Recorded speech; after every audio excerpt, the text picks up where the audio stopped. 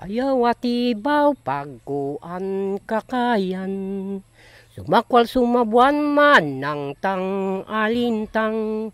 Inda si Tegabaw, ikaw'y nadumduman, dako makasubabaryo nga siyunggaran. Ang problema ng Northern Palawan or for the whole Palawan ay dalawa, no? Yung poverty at saka environmental degradation. No? Poverty dahil malalayo yung mga lugar ng mga mahihirap na magsasaka, nangingisda, malayo sila sa market, nagkakaingin sila para may pagkain, tapos saka sila nag-hahanap buhay kung ano man pwedeng maging hanap buhay. No? Mabababa yung kita. No? Hindi niya kayang tustusan yung paggastos nila ng araw-araw.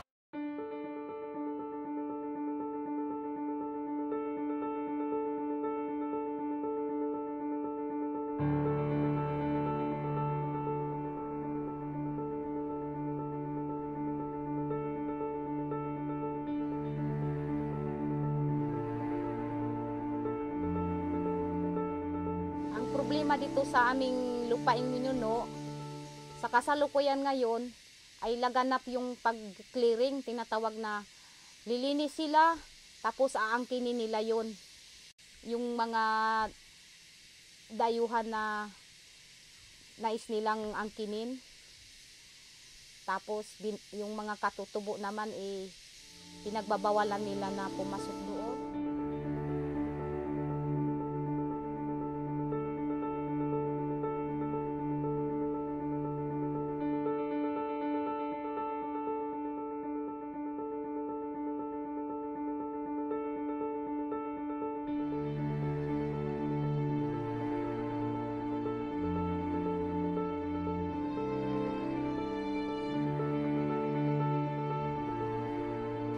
Static, isang vessel yan kasi may enterprise na vessel nung palabas no? Na pumupunta sa kalawakan na hindi pinupuntahan ng iba. So, unique na daanan no, papunta sa kaunlaran. In the first phase of the Star Trek project, 7 contiguous barangays of Roxas were covered to preserve the biodiversity of the Parbacan River system. The river starts from Dumarao and Santo Tomas, flows to Sandoval and Mendoza, and exits at San Nicolas, San Isidro, and Minara. These areas were also selected to save the communities from a looming disastrous mining exploration of a foreign petrochemical company. Karoon po kami ng lakbay-aral tungkol doon sa mining. Pumunta po kami ng Rio Toba, kasama namin yung mga NGO.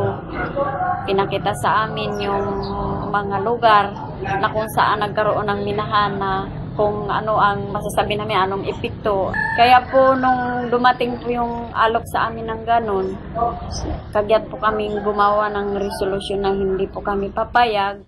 In the first phase of the project, participating organizations were able to implement a zone delineation of protected and production areas, undertake capacity building of social infrastructures for participatory governance, and was also able to establish livelihood systems and develop eco-enterprises.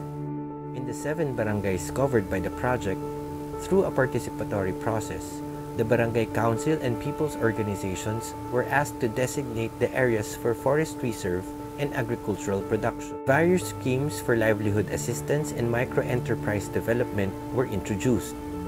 The Kalabaw Araro Suyod, tuba and cocoa sugar processing, mud crab farming, and salt and herbal production. The first phase of Star Trek yielded remarkable results. In the ecological aspect, environmentally destructive activities were reduced. Apart from preventing the entry of a giant mining company, almost 98 hectares of denuded land were reforested. In the local economy, the goal of achieving food and livelihood security was initiated. 121 hectares of fields and farms were established and developed, doubling their rice harvest per cropping. Established farm enterprises has also provided additional income to household participants. In the field of social equity, farmers were organized and capacitated and were active in local governance, particularly the women who were able to access the IRA GAD allocation. Bagamat marami tayong panalo sa phase 1 tulad ng delineation, napigilan natin yung mga minahan, may mga aral tayong nakuha. Halimbawa, doon sa phase 1, may mga tinangkang hulihin na nagtotroso, illegal logging.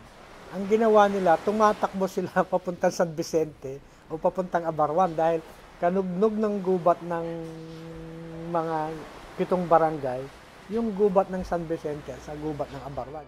It was necessary to address interrelated issues that are also affecting nearby towns. Star Trek was ready for the challenges of the second phase. Entitled Expanding the Habitat and Scaling Up the Social Enterprise, nearby towns were included in the project coverage. 4 barangays up north and 2 barangays down south of Rojas, and 3 more areas in the adjoining municipality of San Vicente.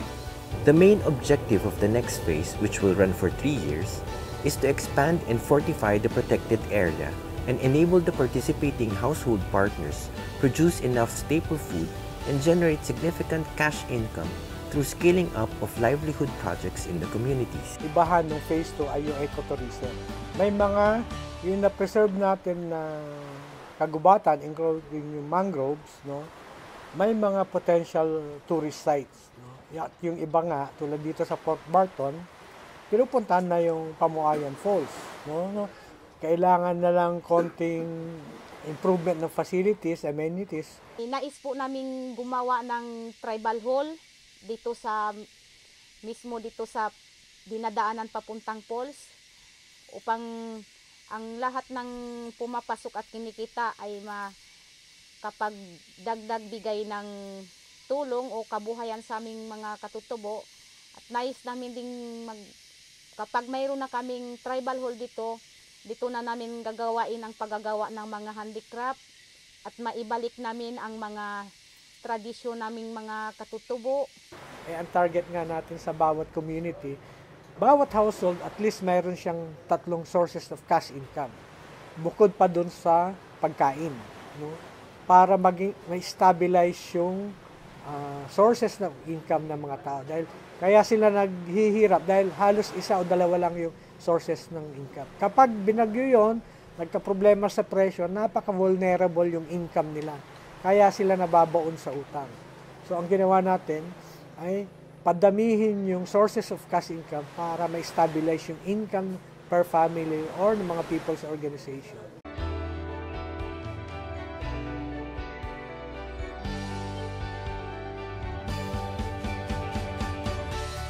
Sila ang nagdala ng development dito sa amin.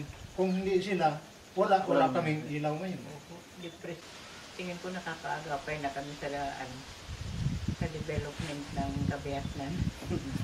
Pangalagaan namin po yung aming kagubatan, hindi lang sa kagubatan, dito rin po sa bandang dagat. So yung nakalbong Bakawan, ngayon matataas na po yung sa may bandang Baybay.